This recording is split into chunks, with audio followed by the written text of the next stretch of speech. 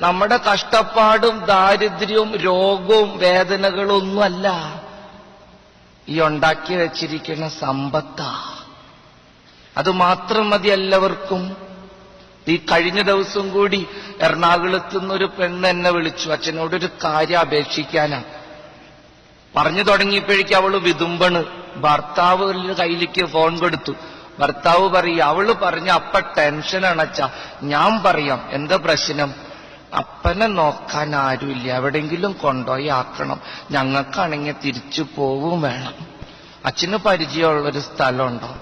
ഞാനിപ്പോ സത്യം പറയാലോ പ്രിയപ്പെട്ടവരെ, അത് കാരണം എവിടെ പ്രസംഗം പറയാൻ ചെല്ലുമ്പോഴും കാർന്നവന്മാരോട് പറയാണ്, ഉള്ള സ്വത്തില് കുറച്ചെടുത്ത് ഒരു തരി നല്ല ഭക്ഷണമൊക്കെ കഴിച്ച് മാന്യം മര്യാദയായിട്ട് ജീവിക്കും.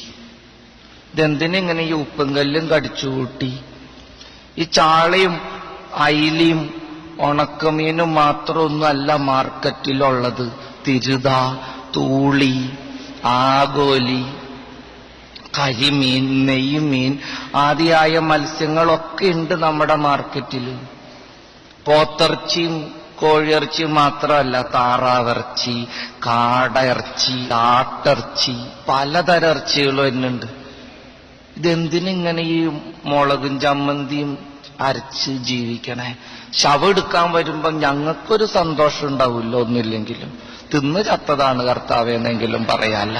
ഈ മക്കൾക്ക് വേണ്ടി കഷ്ടപ്പെട്ടിങ്ങനെ നടക്കുക ഓരോ ആത്മാക്കള്. അവസാനം സമാധാനത്തിൽ ചാവോ? അതാണ് സങ്കടം. പ്രസംഗം പറയുമ്പോ ഞങ്ങൾ പറയാൻ നിർബന്ധിതരാണ്. ഈ അപ്പൻ മക്കളെ കഷ്ടപ്പെട്ട് നോക്കിയിട്ടുണ്ട്. അതിപ്പോ നിങ്ങൾ ആത്മാർത്ഥമായിട്ട് ഭക്ഷണം കഴിച്ചു മരിച്ചാലും ഞങ്ങൾ പറയും. കുറച്ച് കൊളസ്ട്രോളും ഷുഗറും പ്രഷറും ഒക്കെ വന്നോട്ടെ, ഒരു കുഴപ്പമില്ല.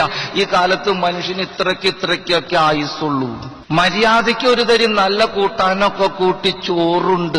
വല്ലപ്പോഴൊക്കെ ഒരു സിനിമയ്ക്കൊക്കെ പോയി, വല്ലപ്പോഴും അടുത്തുള്ള സ്ഥലങ്ങളിലൊക്കെ ഒന്ന് തീർത്ഥാടനം നടത്തി, ഒരു ടാക്സിയൊക്കെ വിളിച്ചൊന്ന് വേളാങ്കണ്ണിക്ക് പോയിട്ട് വാങ്ങുന്നു. എന്തിനാ ഇങ്ങനെ ഈ ട്രെയിനിലും ലൈൻ ബസ്സിലും മാത്രമായിട്ട് നടക്കണേ?